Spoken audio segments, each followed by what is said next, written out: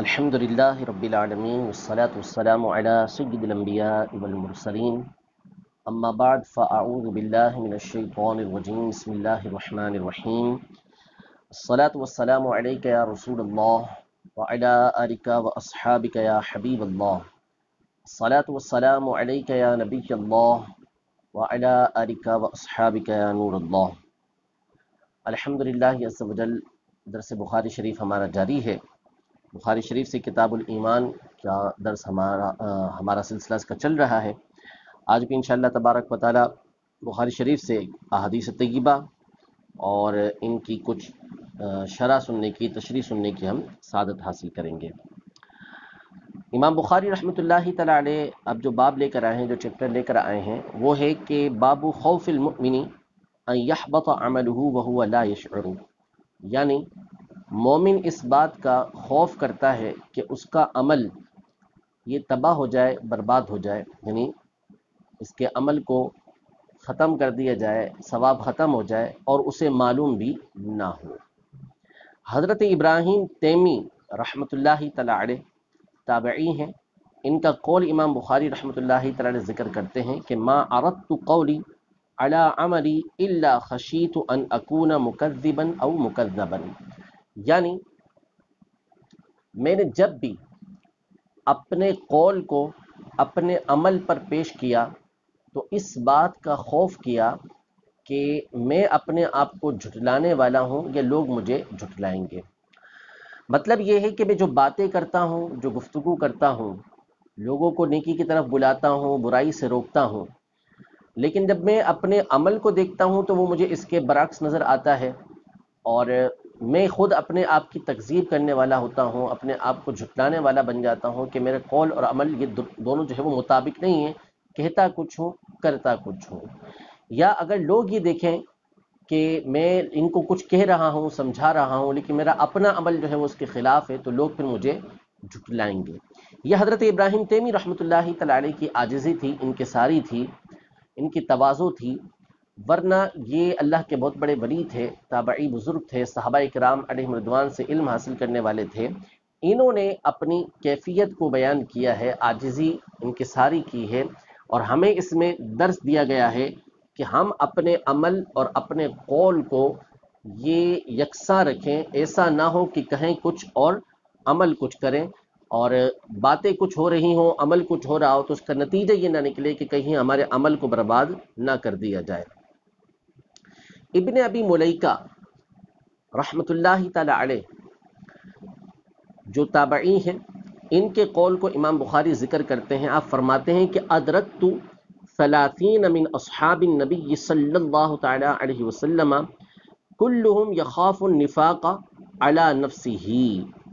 یعنی میں نے نبی کریم صلی اللہ تعالی علیہ وآلہ وسلم کے 30 صحابہ کرام علیہم رضوان کو پایا، ان سے ملاقات کی، اور وہ تمام کے تمام اپنے اوپر نفاق کا خوف رکھتے تھے، یعنی ڈرتے تھے کہ کہیں ایسا نہ ہو کہ ہمارا عمل اور ہمارا قول، ہماری باتیں اور ہمارا عمل یہ ایک دوسرے کے مخالف نہ ہو جائے، یعنی ہم باتیں کچھ کریں اور عمل کچھ کریں، مداہنت کے اندر مبتلا نہ ہو جائیں، یہ ان کو خوف ہوتا تھا۔ یہ ان تمام کی عاجزی اور انکساری تھی، ورنہ یہ حضرات وہ تھے کہ جتنا دوسروں کو ترغیب دیا کرتے تھے، نیکی کی دعوت دیتے تھے، برائی سے روکتے تھے، اس سے زیادہ یہ خود عمل کیا کرتے تھے۔ لیکن مومن ہوتا ہی وہ ہے کہ جو اللہ کی خفیہ تدبیر سے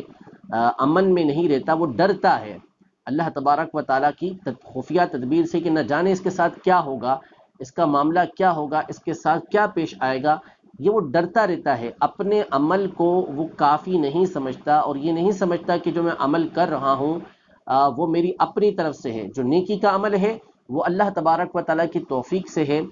میرے اعمال ایسے ہیں کہ کہیں ایسا نہ ہو کہ مجھے برے خاتمے کا سامنا کرنا پڑے، تو یہ حضرات ان کیفیات کی وجہ سے ڈرا کرتے تھے کہ کہیں ایسا نہ ہو کہ ہم نفاق کے اندر مبتلا ہو جائیں، کہ کہیں کچھ اور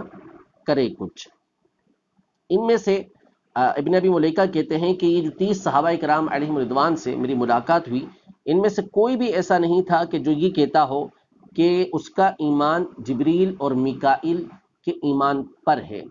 یعنی جیسا ایمان جبریل اور میکائیل کا ہے ویسا ان کا ایمان ہے، ان میں سے کوئی بھی ایسا نہیں کہتا تھا۔ یہاں علماء نے بڑی تفصیل کے ساتھ ایک گفتگو کی ہے،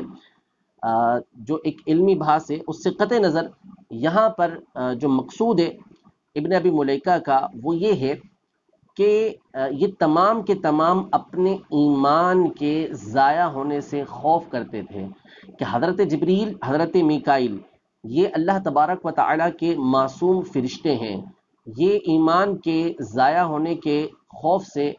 مامون ہیں، یعنی ان سے کبھی گناہ ہوگا ہی نہیں، اور ان کا ایمان جو ہے یہ محفوظ ہے، یہ اللہ تبارک و تعالیٰ کو ماننے والے ہیں۔ لیکن ہم میں سے کوئی ایسا نہیں ہے کہ جو ان کی طرح ایمان پر ہو کہ جیسا ان کا ایمان محفوظ ہو ویسا ہمارا ایمان محفوظ ہو، ایسا نہیں۔ اس لیے تمام کے تمام اللہ تبارک و تعالیٰ سے ڈرا کرتے تھے، یعنی اس بات کا خوف رکھا کرتے تھے کہ کہیں ایسا نہ ہو کہ ہم نفاق کے اندر مبتلا ہو جائیں۔ مرجیہ یہ ایک گمراہ فرقہ گزرا ہے جس کے بارے میں پیچھے بھی گفتگو ہو چکی ہے کہ یہ لوگ اس بات کے قائل ہیں کہ اگر کوئی بندہ ایمان لے آتا ہے تو فقط اس کا ایمان لے آنا کافی ہے، اس کے بعد نہ کسی نیک عمل کی ضرورت ہے اور نہ اس کے بعد کسی طرح کا کوئی خوف ہے، بلکہ بس جو نیک عمل جو ایمان لے آیا اب نیک عمل کرے نہ کرے اس کی مرضی ہے، برائیاں کرتا ہے تو کوئی اس کو نقصان نہیں پہنچے گا، وہ کہتا ہے بس ایمان لانا کافی ہے۔ تو ان کا یہ نظریہ کئی اعتبار سے غلط ہے اور قرآن کی آیات اور احادیث کے خلاف ہے۔ اسی کو امام بخاری رحمۃ اللہ تعالی جگہ جگہ ذکر کرتے ہیں۔ زبید کہتے ہیں کہ میں نے ابو وائل سے مرجیہ کے بارے میں سوال کیا کہ یہ جو اس طرح کی باتیں کرتے ہیں کہ گناہ کرنے سے کوئی نقصان نہیں ہوتا، نافرمانی کرنے سے کوئی نقصان نہیں ہوتا، تو اس بارے میں آپ کیا فرماتے ہیں؟ تو اس پر انہوں نے حدیث مبارکہ بیان کی کہ مجھے عبداللہ بن مسعود رضی اللہ تعالیٰ عنہ نے حدیث بیان کی کہ نبی کریم صلی اللہ تعالیٰ علیہ وسلم نے ارشاد فرمایا سباب المسلم فسوق وقتالہ کفر، یعنی مسلمان کو گالی دینا یہ فسق ہے، بندے کو اللہ تبارک و تعالیٰ کی اطاعت سے نکال دیتا ہے، اور مسلمان کے ساتھ قتال کرنا یہ کفر ہے۔ مقصد یہ ہے بتانے کا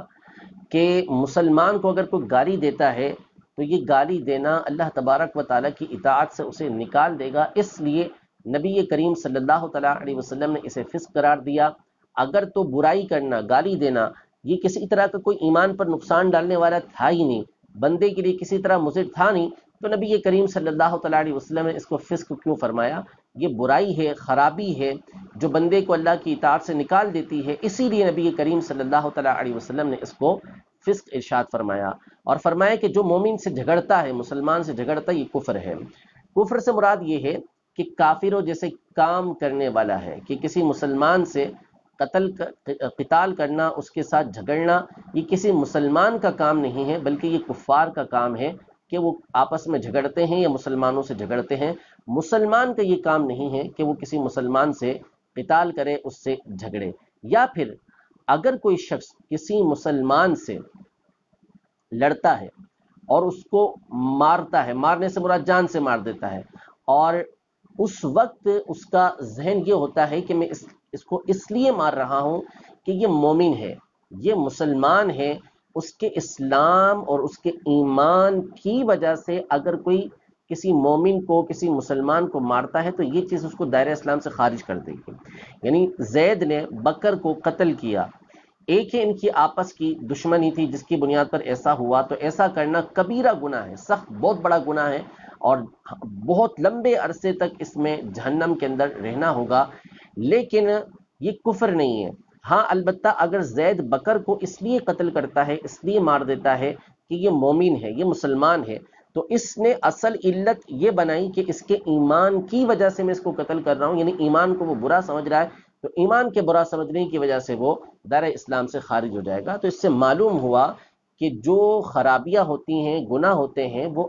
بندے کو نقصان بھی دیتے ہیں اور بعض اوقات اس کو دائرہ اسلام سے خارج بھی کر دیتے ہیں۔ لہذا مرجیہ کا یہ کہنا کہ ایمان لا کر موج ہی موجے اس کے بعد بندہ جو چاہے کرتا رہے، اس کی کوئی حقیقت نہیں ہے، یہ احادیث طیبہ کے بالکل خلاف ہے۔ اور آپس میں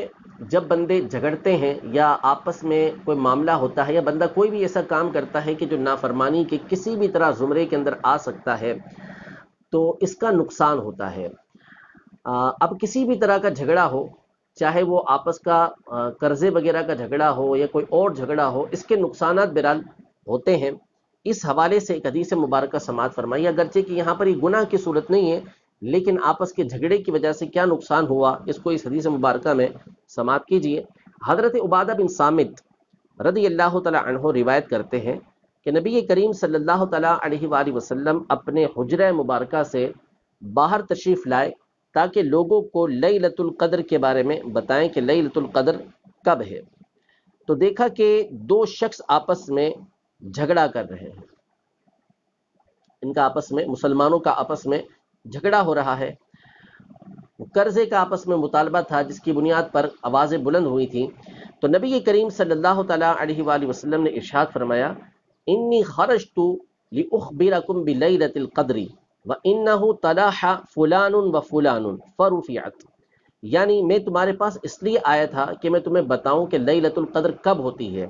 تو فلاں فلاں آپس میں جھگڑ رہے تھے، فرفعت، تو لیلۃ القدر کا علم یہ اٹھا لیا گیا، لیلۃ القدر کو اٹھا لیا گیا، یعنی لیلۃ القدر کا علم اٹھا لیا گیا۔ وعسى ان يكون خيرا لكم، اور امید ہے کہ یہ تمہارے لیے بہتر ہی ہے، التمسوها في السبع والتسع والخمس، یعنی اب اس لیلۃ القدر کو طاق رات کی ساتویں یعنی 27ویں 29ویں اور 25ویں رات کے اندر تلاش کرو۔ اس میں جو بنیادی مقصد امام بخاری رحمۃ اللہ تعالی علیہ کا وہ یہ ہے کہ بندہ اگر آپس میں کسی جائز بات پر بھی جھگڑا ہو رہا ہے تو بعض اوقات اس کا بھی نقصان ہوتا ہے کہ آوازیں بلند ہوئی، نبی کریم صلی اللہ تعالیٰ علیہ وآلہ وسلم خبر دینے کے لیے تشریف لے کر آئے تھے، لیکن اس کے باوجود یہ ہوا کہ لیلۃ القدر کے علم کو اٹھا لیا گیا۔ لیکن نبی کریم صلی اللہ تعالیٰ علیہ وسلم کی ذات وہ ہے کہ جس سے ہر طرح کی برکات ہی حاصل ہوتی ہیں، تو آپ صلی اللہ تعالیٰ علیہ وسلم نے فرمایا کہ لیلۃ القدر کا علم اٹھا لیا گیا، یعنی اب تمہیں کنفرم اس کا علم نہیں ہے کہ وہ کب ہے۔ میں تو بتانے آیا تھا کہ میں تمہیں بتا دوں کہ لیلۃ القدر کس تاریخ کو ہوتی ہے، لیکن اب اس کو اٹھا لیا گیا اور اس کی جو متعین رات ہے وہ تمہیں بتانے سے منع کر دیا گیا۔ اب وہ کس طرح نبی کریم صلی اللہ تعالیٰ علیہ وسلم بتانا چاہتے تھے یہ حضور علیہ الصلوۃ والسلام ہی بہتر جانتے ہیں، لیکن اس کے علم کو اٹھا لیا گیا۔ لیکن یہ اٹھایا جانا تمہارے لیے بہتر ہے، اس لیے بہتر ہے کہ پہلے اگر تمہیں بتا دیا جاتا کہ یہ 27ویں رات کے اندر ہے یا 29ویں رات کے اندر ہے، 23ویں رات میں ہے، 21ویں رات میں، کوئی بھی رات تمہیں بتا دی جاتی تو فقط تم اسی رات میں عبادت کرتے، یہ آنے والوں کے لیے، ورنہ صحابہ کرام علیہم رضوان تو ہر رات عبادت کیا کرتے تھے۔ تو یہ بتایا کہ اگر بتا دیا جاتا تو تم نے مخصوص رات کے اندر عبادت کرنا تھا، لیکن یہ تمہارے لیے بہتر ہے کہ اس کو اٹھا لیا گیا۔ اب مختلف راتوں میں جو آخری عشرے کی طاق راتیں ہیں اس میں تم اسے تلاش کرو۔ اب بندہ جب اسے تلاش کرے گا تو ظاہر ہے کہ 21ویں میں بھی عبادت کرے گا، 23ویں میں بھی عبادت کرے گا، 25ویں میں بھی کرے گا، 27ویں اور 29ویں میں بھی کرے گا، کسی بھی رات اس کو لیلۃ القدر مل سکتی ہے، لیکن نتیجہ یہ ہوگا کہ اس کو اتنی زیادہ عبادت کرنے کا موقع ملے گا اور یہ امت کے حق میں بہتر تھا۔ تو اس لیے فرمایا عسیٰ ان یکون خیرا لکم، کہ یہ تمہارے لیے بہتر ہے۔ نبی کریم صلی اللہ تعالیٰ علیہ وآلہ وسلم کو اس کا کامل علم دیا گیا تھا۔ آپ علیہ الصلوۃ والسلام بخوبی جانتے تھے کہ لیلۃ القدر کب ہے، کیونکہ آپ علیہ الصلوۃ والسلام دنیا سے اس وقت تک تشریف لے کر نہیں گئے جب تک آپ کو ہر چیز کا علم نہ دے دیا گیا۔ قرآن کے مکمل ہونے کے بعد، دنیا سے تشریف لے جانے کے بعد، آپ علیہ الصلوۃ والسلام کا علم جو ہے وہ لے جانے سے پہلے علم آپ کا تام تھا، مکمل تھا، کسی چیز کی اس میں کمی نہیں تھی۔ اگلی جو حدیث مبارکہ امام بخاری لے کر آئے ہیں یہ بڑی اہم حدیث ہے۔ حدیث کی ایک قسم ہوتی ہے جس کو بولتے ہیں حدیث الملقب، یعنی الاحادیث الملقبہ۔ ملقب یعنی یہ لقب سے نکلا ہے۔ احادیث طیبہ بہت ساری وہ ہوتی ہیں کہ جن کو کوئی نہ کوئی نام دیا گیا ہوتا ہے۔ مثلا حدیث ہے جس میں 3 افراد تھے جو نکلے تھے اور غار کے اندر پھنس گئے تھے، اور غار کے منہ پر چٹان آ گئی تھی، اور پھر ان میں سے ہر ایک نے اپنے نیک عمل کا واسطہ دیا تھا، تو وہ جو چٹان تھی وہ ہٹ گئی تھی۔ تفصیلی حدیث مبارکہ ہے۔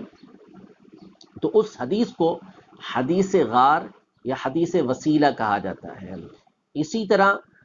نبی کریم صلی اللہ تعالیٰ علیہ وآلہ وسلم کی بارگاہ میں حضرت سیدنا جبریل امین علیہ الصلوۃ والسلام حاضر ہوئے تھے اور آپ نے نبی کریم صلی اللہ تعالیٰ علیہ وآلہ وسلم سے چار سوالات کیے تھے۔ نبی کریم صلی اللہ تعالیٰ علیہ وآلہ وسلم نے 3 سوالات کے جوابات واضح الفاظ میں ارشاد فرمائے، اور چوتھے سوال کے بارے میں کہا کہ جو سوال کر رہا ہے وہ اور جس سے سوال کیا جا رہا ہے وہ دونوں علم کے اندر برابر ہیں، یعنی قیامت کے علم کے بارے میں۔ پھر اس کے بعد حضور علیہ الصلوۃ والسلام نے قیامت کی کچھ نشانیوں کے بارے میں بتایا تھا۔ جبریل امین علیہ الصلوۃ والسلام نے آ کے حضور علیہ الصلوۃ والسلام سے سوالات کیے تھے اور نبی کریم صلی اللہ تعالیٰ علیہ وآلہ وسلم نے اس کے جوابات دیے تھے۔ اس حدیث کو حدیث جبریل کہا جاتا ہے، یعنی اس کا جو لقب ہے وہ لقب ہے حدیث جبریل۔ حافظ ابن حجر اسقلانی رحمۃ اللہ تعالیٰ علیہ نے اس حوالے سے ایک کتاب لکھی ہے، الاربعون المہذبہ فی الاحادیث الملقبہ، یعنی 40 وہ حدیثیں کہ جو کسی نہ کسی لقب کے ساتھ یہ ملقب ہیں، ان کا کوئی نہ کوئی نام ہے۔ تو ان میں سے ایک حدیث یہ ہے حدیث جبریل۔ جبریل علیہ السلام کا نبی کریم صلی اللہ علیہ وسلم کی بارگاہ میں حاضر ہونا اور حاضر ہو کر حضور علیہ الصلوۃ والسلام سے سوال کرنا، یہ بڑی اہمیت کی حامل حدیث مبارکہ ہے۔ یہاں امام بخاری اس حدیث کو بڑے اختصار کے ساتھ لے کر آئے ہیں۔ یہ تقریباً 9 کے قریب صحابہ کرام علیہم رضوان سے مروی ہے اور مختلف الفاظ اس کے اندر موجود ہیں۔ علماء یہ ارشاد فرماتے ہیں کہ اگر نبی کریم صلی اللہ تعالیٰ علیہ وآلہ وسلم کی کوئی اور حدیث نہ ہوتی تو اس ایک حدیث سے دین کے سارے احکام نکالے جا سکتے تھے۔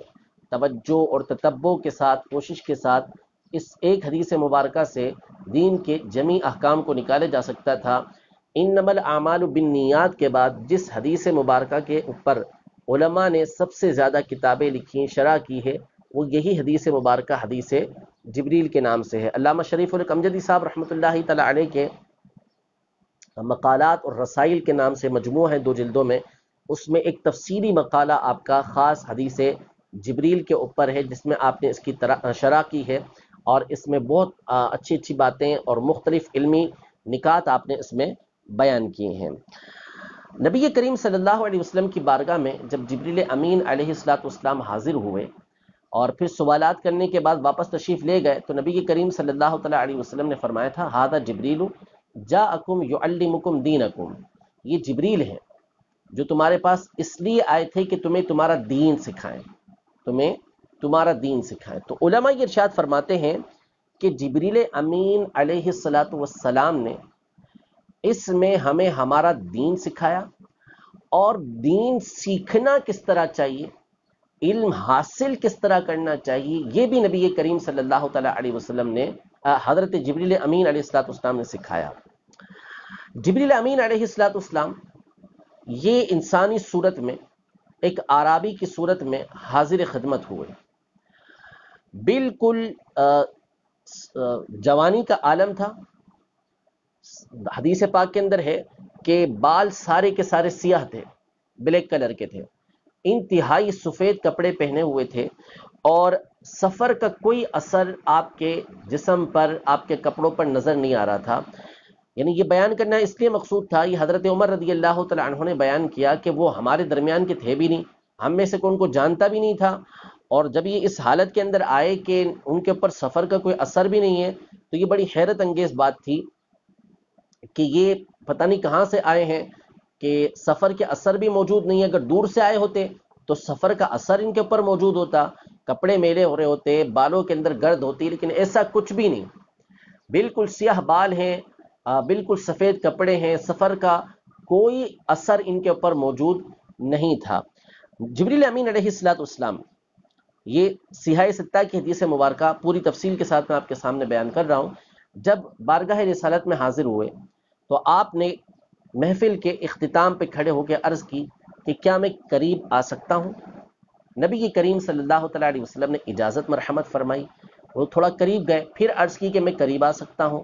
اجازت مرحمت فرمائی، یہاں تک کہ قریب ہوتے ہوتے یہ نبی کریم صلی اللہ تعالیٰ علیہ وآلہ وسلم کے پاس بیٹھ گئے، 2 زانوں، حدیث پاک کے اندر ہے 2 زانوں بیٹھ گئے اور اپنے ہاتھ آپ نے یا تو اپنی رانوں کے اوپر رکھے یا نبی کریم صلی اللہ تعالیٰ علیہ وسلم کی رانوں پر، مبارک رانوں کے اوپر رکھے۔ عرب کا یہ تعظیم کا، تکریم کا طریقہ کار تھا کہ وہ جب کسی کو رسپیکٹ دیتے تھے تو اس کی رانوں پر بیٹھتے ہوئے یوں ہاتھ رکھ دیا کرتے تھے۔ جیسے اندرون سندھ میں ہم جاتے ہیں تو بعض اوقات وہ جھک کر گھٹنوں کو ہاتھ لگاتے ہیں، اگرچہ کہ سلام کے وقت ایسا نہیں کرنا چاہیے، لیکن عام طور پہ ایسا ہوتا ہے۔ تو عرب کا یہ انداز تھا کہ وہ ہاتھوں کو دوسرے کی رانوں کے اوپر رکھ کے اس کو رسپیکٹ دیا کرتے تھے۔ تو یا تو جبریل امین نے اپنے ہاتھوں کو اپنی رانوں کے اوپر رکھا، یا نبی کریم صلی اللہ تعالیٰ علیہ وسلم کی رانوں پر رکھا۔ انداز دیکھیں کہ جبریل امین علیہ الصلاۃ والسلام یہ بارگاہ رسالت میں حاضر ہو رہے ہیں، علم سیکھنے کے لیے، علم سکھانے کے لیے آئے ہیں، کیونکہ آخر میں نبی کریم صلی اللہ تعالیٰ علیہ وسلم یہ ارشاد فرما رہے ہیں کہ یہ جبریل ہیں جو تمہیں تمہارا دین سکھانے کے لیے آئے ہیں۔ تو جبریل امین جس طرح دین سکھا رہے ہیں، اس طرح بتا رہے ہیں کہ جب تم کسی کے پاس علم حاصل کرنے کے لیے جاؤ تو اس انداز میں جاؤ کہ اس کی تعظیم و تکریم کیا کرو، اس کی رسپیکٹ کیا کرو، اس کا اکرام کیا کرو، اس کو عزت دیا کرو۔ یہ طریقہ کار ہے علم حاصل کرنے کا۔ علماء ارشاد فرماتے ہیں کہ علم کی پہلی سیڑھی یہ ادب ہے، یہ احترام ہے۔ آج دیکھ لیں کہ بہت سے وہ لوگ کہ جو اپنے طور پر امت کے رہنما بنے بیٹھے ہیں اور خود بھی گمراہ ہیں، لوگوں کو بھی گمراہ کر رہے ہیں، ان کا طریقہ کار علم کا ایسا ہوتا ہے کہ جو اسلاف سے ملانے والا نہیں، بزرگوں سے ملانے والا نہیں ہوتا، بلکہ ان کا طریقہ کار بزرگوں سے توڑنے والا، اسلاف سے توڑنے والا ہوتا ہے۔ حالانکہ یہ علم ہم تک ان کے ذریعے سے پہنچا ہے، یہ علم جو ہم حاصل کر رہے ہیں یہ بزرگوں کے ذریعے، نبی کریم صلی اللہ تعالیٰ علیہ وسلم کی احادیث پہنچی، قرآن پہنچا ہم تک، اور قرآن کی تفاسیر ان کے ذریعے سے ہم تک پہنچی ہیں۔ تو اس حدیث مبارکہ کے مطابق ہم پر لازم بنتا ہے کہ ان لوگوں کی تعظیم و تکریم کریں۔ لیکن افسوس کہ آج کل وہ لوگ پیدا ہوئے کہ جو نہ جن کو علم سے دور دور تک کا واسطہ ہے، چند چیزیں پڑھ کر، چند اردو کتابوں کو دیکھ کر وہ لوگوں کو گمراہ کرتے ہیں اور اسلاف سے رشتہ توڑتے ہیں، بزرگوں سے رشتہ توڑتے ہیں۔ حالانکہ البرکۃ مع اکابرکم، برکت جو ہوتی ہے وہ بڑوں کے ساتھ ہوتی ہے۔ تو جبریل امین علیہ الصلوۃ والسلام نے پہلی بات جو ہمیں اپنے عمل کے ذریعے سکھائی ہے وہ یہ ہے کہ علم حاصل کرنا ہے تو ادب، احترام، تعظیم و تکریم کو لازم پکڑنا ہوگا۔ اگر ہم بزرگوں کی تعظیم و تکریم نہیں کریں گے، ان کی عزت نہیں کریں گے، تو پھر اس صورت میں علم کا نور ہمیں حاصل نہیں ہوگا۔ یعنی اگر علم بظاہر معلومات حاصل ہو بھی گئی تو جو اس کی روحانیت ہے، اس کی نورانیت ہے، وہ کبھی بھی ہمیں حاصل نہیں ہو سکتی۔ اس بات کو اچھی طریقے سے سمجھ لینا یہ ضروری ہے۔ تو جبریل امین علیہ الصلوۃ والسلام نبی کریم صلی اللہ تعالیٰ علیہ وآلہ وسلم کی بارگاہ میں دو زانوں تشریف فرما ہوئے، انتہائی تعظیم و تکریم نبی کریم صلی اللہ تعالیٰ علیہ وسلم کی آپ نے کی۔ دوسری بات، علماء یہ ارشاد فرماتے ہیں کہ جبریل امین علیہ الصلوۃ والسلام جب حضور علیہ الصلوۃ والسلام کی بارگاہ میں حاضر ہوئے تو بال بالکل سیاہ تھے، یعنی اس میں سفیدی نہیں تھی۔ اس میں اشارہ ہے کہ علم حاصل کرنے کی بہترین عمر وہ ہوتی ہے جب کہ بندے کے اعضاء مضبوط ہوں، ذہن اس کا اچھا ہو اور اچھی طریقے سے وہ بات کو یاد رکھ سکتا ہو۔ اس لیے کہ جب بڑھاپا ہوگا، بندہ بوڑھا ہوگا، تو پھر نتیجہ یہ ہوتا ہے کہ ذہن کے اندر کمزوری آنا شروع ہو جاتی ہے، اعضاء کے اندر کمزوری آنا شروع ہو جاتی ہے۔ تو بہترین وقت وہ ہوتا ہے کہ جب بندہ اچھی طریقے سے بات کو یاد رکھ سکے، اچھی طریقے سے بات کو سمجھ سکے، اس وقت اچھی طریقے سے علم حاصل کرے۔ تیسری بات، جبریل امین علیہ الصلوۃ والسلام جب بارگاہ رسالت میں حاضر ہوئے تو اس وقت آپ نے سفید کپڑے پہنے ہوئے تھے۔ اس پر علماء یہ ارشاد فرماتے ہیں کہ محفل کے آداب میں سے یہ ہے کہ جب بزرگوں کی بارگاہ میں جایا جائے، خاص طور پہ علم حاصل کرنے کے لیے، تو بہتر ہے کہ سفید کپڑے یہ پہنے جائیں۔ یہ ایک مستحب بات ہے، اچھی بات ہے کہ ایک طریقہ کار کو اختیار کیا جائے۔ جبریل امین علیہ الصلوۃ والسلام بارگاہ رسالت میں حاضر ہوئے۔ آپ نے پہلا سوال نبی کریم صلی اللہ تعالی علیہ وآلہ وسلم سے کیا۔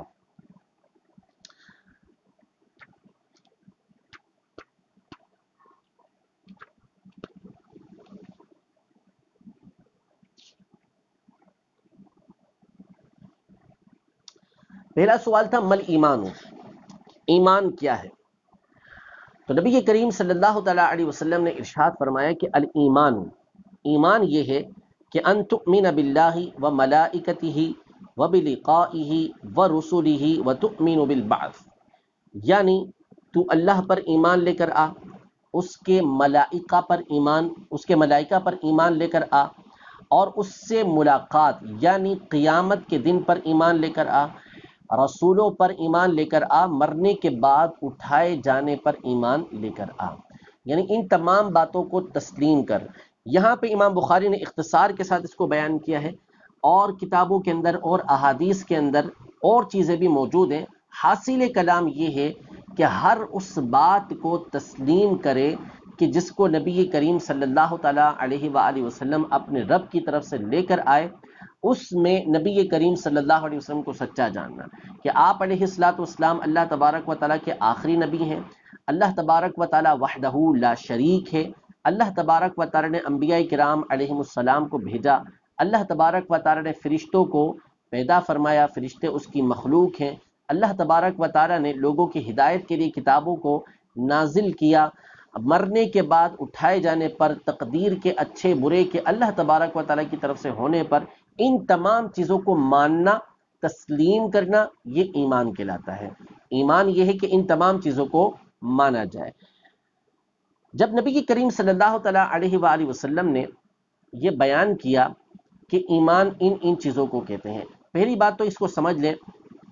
کہ اس میں دیکھیں کہ حضور علیہ الصلوۃ والسلام نے ایمان ان چیزوں کو فرمایا ہے کہ جن میں ماننے کی بات آتی ہے، یعنی دل سے تسلیم کرنا، اعتقاد رکھنا، اس کو ایمان یہ کہا جاتا ہے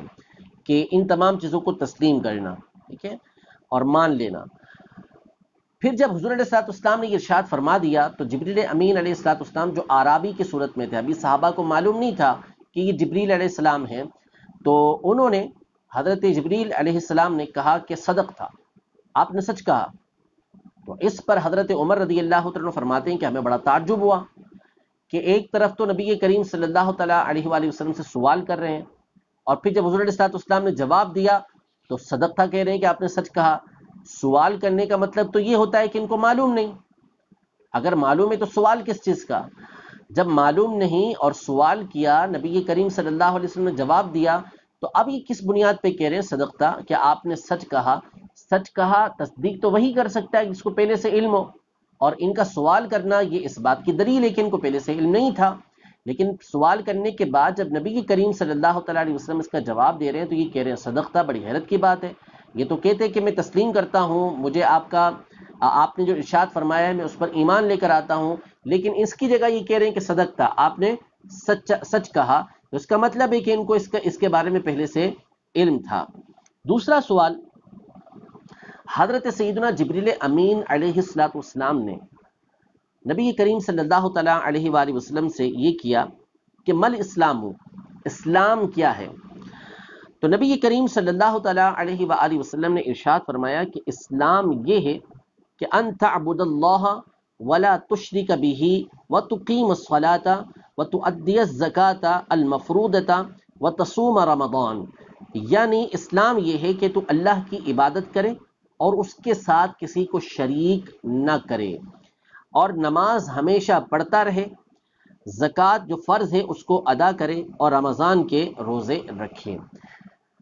یعنی جو چیزیں اللہ تبارک و تعالی نے تجھ پر فرض کی ہیں کہ یہ عمل تو نے کرنا ہے، ان تمام کو بجا لانا یہ اسلام ہے۔ یعنی ظاہری اعتبار سے جو اعمال ہم کرتے ہیں ان تمام پر اسلام کا اطلاق کیا جاتا ہے، ان تمام کو اسلام بولا جاتا ہے۔ نماز پڑھنا، زکوٰۃ دینا، روزہ رکھنا، حج ادا کرنا، غسل جنابت کرنا، یہ تمام کی تمام چیزیں یہ اسلام کی تعریف کے اندر آتی ہیں، اس کو اسلام کہتے ہیں۔ یعنی ظاہری اعمال کو عام طور پہ اسلام کہہ دیا جاتا ہے، لیکن اس پر گفتگو میں پہلے کر چکا ہوں کہ جب ہم اسلام کا کسی شخص کے اوپر اس کو منطبق کریں گے، اس کے اوپر اس کو فٹ کریں گے، تو جو مسلم ہے وہی مومن ہے، جو مومن ہے وہی مسلم ہے۔ تیسری بات، تیسرا سوال جو جبریل امین علیہ الصلوۃ والسلام نے نبی کریم صلی اللہ تعالیٰ علیہ وآلہ وسلم سے کیا وہ یہ کہ مل احسان، احسان کیا ہے؟ یعنی اخلاص کیا ہے کہ اللہ تبارک و تعالیٰ کی عبادت ایسے کرنا کہ فقط اللہ تبارک و تعالیٰ کے لیے کی جائے، اخلاص ہے کیا، بھلائی نیکی ہے کیا؟ تو نبی کریم صلی اللہ تعالیٰ علیہ وسلم نے ارشاد فرمایا ان تعبد اللہ کأنک تراہ، کہ اخلاص یہ ہے کہ تو اللہ تبارک و تعالیٰ کی ایسے عبادت کرے کہ گویا کہ تو اللہ تعالیٰ کو دیکھ رہا ہے۔ فَإِن لَّمْ تَكُن تَرَاهُ، اگر تو ایسا نہیں کر سکتا کہ گویا تو اللہ کو دیکھ رہا ہے، فَإِنَّهُ يَرَاكَ، تو اللہ تبارک و تعالیٰ تجھے دیکھ رہا ہے۔ یعنی اگر یہ تصور نہیں ہو سکتا کہ اللہ تبارک و تعالیٰ کے جلووں کا تصور کیا جائے، تو کم از کم یہ تصور کر لو کہ اللہ تبارک و تعالیٰ تمہیں دیکھ رہا ہے۔ پہلی بات کہ ان تعبد اللہ کأنک تراہ، یہاں پہ کأن کا لفظ ہے، کأن، تو کأن کا مطلب ہوتا ہے گویا کہ، یہ کسی چیز کی تشبیہ کے لیے، کسی چیز کی مشابہت کو بیان کرنے کے لیے آتا ہے۔ تو چونکہ دنیا کے اندر جاگتی آنکھوں سے اللہ تبارک و تعالیٰ کا دیدار کرنا یہ صرف اور صرف نبی کریم صلی اللہ علیہ وسلم کے ساتھ خاص تھا، اس لیے آپ نے یہ ارشاد فرمایا کہ انک تراہ، گویا کہ تو اللہ تعالیٰ کو دیکھ رہا ہے، یعنی حقیقتاً تو اللہ تعالیٰ کو نہیں دیکھ سکتا۔ یعنی جیسے ہم کہتے ہیں نا کأن زیدن اسد، گویا کہ جو زید ہے وہ شیر ہے، تو زید حقیقت میں تو شیر نہیں ہوتا، وہ شیر کی طرح ہے، کسی ایک وصف کی وجہ سے اس سے تشبیہ دے دی ہے۔ تو یہاں پر اللہ تبارک و تعالیٰ کو براہ راست لوگوں کا دیکھنا یہ نہیں ہو سکتا، یہ صرف حضور علیہ السلام کے لیے تھا۔ تو فرمایا کہ انک تراہ، گویا کہ تو اللہ تعالیٰ کو دیکھ رہا ہے، یعنی حقیقتاً نہیں دیکھ سکتا، لیکن تو تصور یہ کرے گا کہ اللہ تبارک و تعالیٰ کے جلووں کو، اللہ تبارک و تعالیٰ کی رحمتوں کو میں دیکھ رہا ہوں۔ فَإِن لَّمْ تَكُن تَرَاهُ فَإِنَّهُ يَرَاكَ، یہاں پہ کأن کے الفاظ نہیں ہیں۔ فرمایا کہ اگر یہ تصور نہیں ہو سکتا کہ اللہ تبارک و تعالیٰ کے جلووں کا، اس کی تجلیوں کا تو مشاہدہ کرے، اس کی رحمتوں کی طرف توجہ رکھے، تو کم از کم یہ توجہ ہونی چاہیے کہ اللہ تعالیٰ تجھے دیکھ رہا ہے، تو حقیقتاً اللہ تبارک و تعالیٰ دیکھ رہا ہے۔ اس لیے یہ ارشاد فرمایا کہ فَإِن لَّمْ تَكُن تَرَاهُ فَإِنَّهُ يَرَاكَ، کہ اگر تو اللہ تعالیٰ کو نہیں دیکھ رہا، یعنی اس کی تجلیوں کا مشاہدہ نہیں کر رہا، تو اللہ تبارک و تعالیٰ تو تجھے دیکھ رہا ہے۔ چوتھا سوال کیا جبریل امین علیہ السلام نے کہ متی الساعہ، کہ قیامت کب آئے گی؟ تو اس پر نبی کریم صلی اللہ تعالیٰ علیہ وآلہ وسلم نے ارشاد فرمایا کہ مل مسئول بأعلم من السائل، جس سے سوال کیا گیا، یعنی نبی کریم صلی اللہ علیہ وسلم وہ سوال کرنے والے یعنی جبریل امین ان سے زیادہ جاننے والے نہیں، یعنی اس میں سائل و مسئول دونوں کے دونوں علم کے اندر برابر ہیں، یعنی جتنا علم نبی کریم صلی اللہ علیہ وسلم کو قیامت کے بارے میں ہے، اتنا علم جبریل امین علیہ السلام کو ہے اس وقت کے اعتبار سے۔ اس کا مطلب یہ نہیں ہے کہ نبی کریم صلی اللہ تعالیٰ علیہ وآلہ وسلم کو قیامت کا علم نہیں تھا، یہ بتانا مقصود تھا کہ قیامت کا علم وہ ہے کہ جو عام لوگوں کے سامنے ظاہر نہیں کیا جا سکتا، ورنہ نبی کریم صلی اللہ تعالیٰ علیہ وآلہ وسلم نے اپنی احادیث کے اندر 20 نشانیاں قیامت کی یہ بیان فرمائی ہیں، علامت ہیں، علامت وسطیٰ بھی بیان فرمائی ہیں، علامت کبریٰ بھی بیان فرمائی ہیں، یعنی آخر قیامت تک جو کچھ ہونے والا تھا آپ علیہ السلام نے بیان فرما دیا۔ صحیح مسلم وغیرہ کی حدیث مبارکہ موجود ہے کہ نبی کریم صلی اللہ تعالیٰ علیہ وآلہ وسلم نے بدء الخلق سے، جب سے خلق کی ابتدا ہوئی اس وقت سے بیان کرنا شروع کیا، یہاں تک کہ جنتی جنت میں داخل ہو گئے اور جہنمی جہنم میں داخل ہو گئے۔ حضور علیہ السلام نے ساری کی ساری باتیں لوگوں کے سامنے بیان کر دی، یہ چند نمازوں کے وقفے کے درمیان بیان کی۔ علماء نے، شارحین حدیث نے اس پر لکھا کہ یہ نبی کریم صلی اللہ علیہ وسلم کا عظیم معجزہ تھا کہ آپ علیہ السلام نے اتنے مختصر وقت کے اندر ساری کی ساری باتیں لوگوں کے بیان کر دی۔ حضرت حذیفہ رضی اللہ تعالیٰ عنہ، حضرت عمر رضی اللہ تعالیٰ عنہ کی حدیث کے اندر یہ سارا مضمون موجود ہے کہ جس میں نبی کریم صلی اللہ علیہ وسلم نے خلق کی ابتدا سے قیامت تک کے جو معاملات ہونے والے تھے سارے کے سارے لوگوں کے سامنے بیان کیے۔ یہ صحیح حدیثوں کے اندر موجود ہے۔ تو اس کا مطلب ہے کہ نبی کریم صلی اللہ تعالیٰ علیہ وآلہ وسلم کو قیامت کا علم تھا، حضور علیہ الصلوۃ والسلام اس کا علم رکھتے تھے، لیکن چونکہ لوگوں کے سامنے اسے بیان کرنا ممنوع تھا، لوگوں کے سامنے قیامت کا عین وقت یہ بیان نہیں کیا جا سکتا، اس لیے کہ قرآن پاک میں اللہ تبارک و تعالی نے قیامت کے بارے میں فرمایا کہ اچانک آئے گی۔ تو اگر اس کا بالکل سال بھی بتا دیا جاتا کہ اس نے کس سال آنی ہے تو پھر تو بات بالکل واضح ہو جاتی، اب وہ اس کے اچانک آنے کا کوئی سوال ہی نہ پیدا ہوتا۔ تو اس لیے چونکہ یہ غیب تھا، اس کو بتانے سے منع کیا گیا تھا۔ اس پر اس کے بعد چوتھا سوال جب ہوا تو اس کا تتمہ یہ ہے کہ نبی کریم صلی اللہ تعالیٰ علیہ وآلہ وسلم نے یہ فرمایا کہ وَسَأُخْبِرُكَ عَنْ أَشْرَاطِهَا، کہ میں تمہیں اس کی نشانیوں کے بارے میں بتاتا ہوں کہ اس کی نشانیاں کیا کیا ہیں۔ پہلی نشانی یہ بیان کی، مختلف حدیثوں کے اندر یہ نشانیاں موجود ہیں، یہاں پر نبی کریم صلی اللہ تعالیٰ علیہ وسلم نے دو نشانیاں یہ بیان کی ہیں۔ فرمایا کہ اذا ولدت الامۃ ربها واذا تطاول رعاة الابل البهم فی البنیان فی خمس لا يعلمهن الا اللہ، یعنی پہلی نشانی یہ بیان کی کہ جب باندی اپنے مالک کو جنے گی،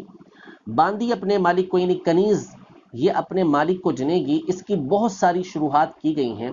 مطلب یہ ہے کہ حضور علیہ الصلوۃ والسلام نے یہ خبر دی کہ ان قریب فتوحات ہوں گی اور بادشاہ ہوں گے اور ان کی بہت ساری باندیاں ہوں گی، کنیزیں ہوں گی۔ تو جب ان کی کنیزیں ہوں گی تو بعض اوقات ان سے اولاد پیدا ہوگی اور پھر وہی اولاد جو ہے وہ بادشاہ بن جائے گی، تو وہ بادشاہ بنے گی اور یہ جو اس کی ماں تھی یہ اس کی ایک طرح سے کنیز ہوگی، باندی ہوگی۔ بعض نے یہ بیان کیا کہ اس کا مطلب یہ ہے کہ قرب قیامت کے اندر ایسا ہوگا قیامت کے وقت میں کہ جس طرح ایک شخص اپنی باندی کے ساتھ سلوک کرتا ہے،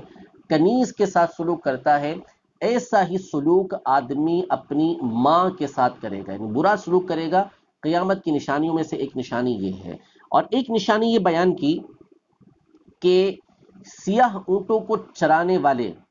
یعنی سیاہ اونٹوں کے چرواہے یا اونٹوں کو چرانے والے سیاہ چرواہے، یعنی جو خود کالے ہیں یا کالے اونٹوں کو چرانے والے ہیں، جن کا ابھی یہ حال ہے، یہ بڑی بڑی عمارتوں کے اندر ایک دوسرے پر فخر کریں گے کہ ہم نے اتنی بڑی بڑی عمارتیں بنا لی، میں نے 100 منزلہ بنائی یہ میری ہے، اور اس نے 150 منزلہ بنائی یہ میری ہے۔ بڑے بڑے بنگلے بنائیں گے، بڑے بڑے محلات بنائیں گے اور اس میں ایک دوسرے کے اوپر فخر کریں گے، ایک دوسرے کے اوپر تکبر کریں گے، ان کا مقصود ایک دوسرے کے اوپر بڑائی جتانا ہوگا۔ اور یہ معاملہ ہمارے سامنے ہے، ماں باپ کے ساتھ اس نے سلوک، جو برا سلوک ہے وہ بھی ہمارے سامنے ہے۔ اور آج جو دنیا کے اندر بالخصوص عرب دنیا کے اندر جس طرح کے بڑے بڑے محلات اور بڑی بڑی عمارتیں تعمیر کی جا رہی ہیں، حضور علیہ الصلوۃ والسلام نے جو نشانی بیان کی تھی وہ بھی ہمارے سامنے موجود ہے۔ حضور علیہ الصلوۃ والسلام نے فرمایا کہ یہ جو قیامت کا علم ہے یہ ان 5 باتوں میں ہے کہ جس کا علم صرف اور صرف اللہ تبارک و تعالیٰ کے پاس ہے۔ پھر حضور علیہ الصلوۃ والسلام نے سورہ لقمان کی یہ آخری آیت تلاوت کی کہ ان اللہ عندہ علم الساعہ، کہ اللہ کے پاس ہی قیامت کا علم ہے، وَيُنَزِّلُ الْغَيْثَ، اور اس کا علم ہے کہ بارش کب نازل ہوگی، وَيَعْلَمُ مَا فِي الْأَرْحَامِ، اور ماں کے پیٹ کے اندر کیا ہے اس کا علم اللہ کے پاس ہے، کل کون سی جان کیا کرے گی اس کا علم اللہ تبارک و تعالیٰ کے پاس ہے، کس نے کہاں پر مرنا ہے اس کا علم اللہ تعالیٰ کے پاس ہے۔ ان اللہ علیم خبیر، بے شک اللہ تبارک و تعالیٰ علم والا ہے، خبر رکھنے والا ہے، خبر والا ہے، یعنی وہی خبردار ہے۔ اب یہ جو 5 چیزیں ہیں ان کے بارے میں یہ فرمایا کہ اس کا علم اللہ کے پاس ہے۔ اس کا بعض لوگوں نے یہ مطلب یہ لیا کہ نہیں جی، اس کا علم جب اللہ کے پاس ہے تو اب کسی دوسرے کو اس کا علم ہو نہیں سکتا۔ یہ بات بالکل اور بداہتاً صحیح احادیث کی روشنی میں باطل ہے۔ وقت کم ہے، میں مثال ایک دے دیتا ہوں کہ اس میں یہ فرمایا کہ کون سی جان کہاں پر مرے گی یہ کسی کو علم نہیں۔ صحیح بخاری شریف کی حدیث مبارکہ موجود ہے، نبی کریم صلی اللہ تعالیٰ علیہ وآلہ وسلم نے غزوہ بدر سے پہلے صحابہ کرام علیہم رضوان کے سامنے یہ بیان کیا تھا کہ کل کافروں کا جو فلاں سردار ہوگا وہ یہاں پر پڑا ہوگا، فلاں سردار یہاں پر پڑا ہوگا، فلاں سردار یہاں پر پڑا ہوگا۔ راوی بیان کرتے ہیں کہ حضور علیہ الصلوۃ والسلام نے جیسا ارشاد فرمایا تھا اس سے انچ بھر بھی کوئی کافر اس سے دور مرا ہوا نہیں تھا، جہاں ارشاد فرمایا وہاں پر وہ مرا ہوا تھا۔ بہت ساری احادیث طیبہ میں حضور علیہ الصلوۃ والسلام نے مختلف خبریں یہ بیان کی ہیں، تو اس کا واضح اور بین معنی یہ ہے کہ بے شک اللہ ہی کے پاس اس کا حقیقی علم ہے، لیکن اس کا مطلب یہ نہیں کہ اللہ تبارک و تعالیٰ اس کا علم کسی کو دیتا نہیں ہے۔ اللہ تبارک و تعالیٰ جب اس کا علم کسی کو عطا فرما دے گا تو اس کے پاس اس کا علم ہو جائے گا. اور ہمارا عقیدہ اور نظریہ ہے یہی کہ نبی کریم صلی اللہ تعالیٰ علیہ وآلہ وسلم کو جو علم، بلکہ کسی کو بھی جو علم ملا ہے وہ اللہ تبارک و تعالیٰ نے عطا کیا ہے، اسی کی عطا سے علم حاصل ہوتا ہے. تو قیامت کا علم ہو، بارش کے برسنے کا علم ہو، ماں کے پیٹ کے اندر کیا ہے اس کا علم ہو، چاہے وہ اب جدید آلات کے ذریعے علم حاصل کریں یا اللہ تبارک و تعالیٰ نے جو براہ راست انبیاء کرام علیہ السلام کو عطا کیا اس کے ذریعے کی اب بات کریں، یہ تمام کے تمام اللہ تبارک و تعالیٰ کی عطا سے ہیں. یہ جو جدید ذرائع کے ذریعے پتہ چل جاتا ہے کب بارش ہوگی، ماں کے پیٹ کے اندر کیا ہے الٹرا ساؤنڈ کے ذریعے پتہ چل جاتا ہے، تو یہ تمام کی تمام چیزیں حقیقی علم اللہ کے پاس ہے. اللہ نے انسان کو اس قابل بنایا کہ اس نے اس کے ذریعے سے علم حاصل کر لیا، یا براہ راست اس نے انبیاء کرام علیہ السلام کو ان چیزوں کا علم عطا فرمایا. تو کوئی بھی اللہ تبارک و تعالیٰ کے بتائے بغیر ان چیزوں کا علم حاصل نہیں کر سکتا. یہ اس کا حقیقی معنی ہے. اس کے بعد جبریل امین علیہ السلام یہ واپس تشریف لے گئے. حضور علیہ السلام نے فرمایا کہ ان کو میرے پاس لے کر آؤ. صحابہ کرام علیہم رضوان واپس گئے تو دیکھا کہ کوئی بھی نہیں تھا، وہ غائب ہو چکے تھے. فلم یروا شیئا، کچھ بھی نہیں دیکھا. تو نبی کریم صلی اللہ علیہ وسلم نے فرمایا کہ ھذا جبریل جاء يعلم الناس دینہم، یہ جبریل تھے جو تمہارے پاس تمہیں تمہارا دین سکھانے کے لیے آئے تھے. رب تبارک و تعالی ہم سب کے ایمان کی، ہمارے عقیدے کی، ہمارے اعمال کی حفاظت فرمائے، اور بخاری شریف کی برکات اللہ تبارک و تعالی ہمیں عطا فرمائے.